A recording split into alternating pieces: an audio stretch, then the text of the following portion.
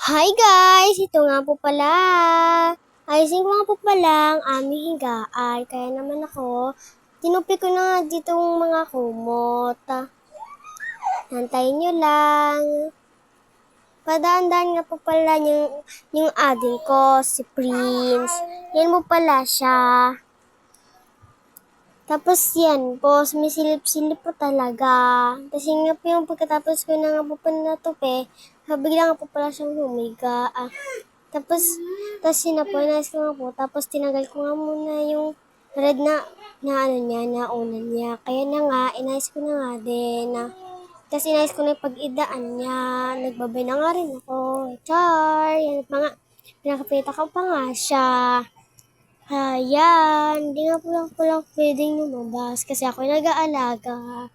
Nakalak na kasi, nakarakan kasi kami, kaya yun po ay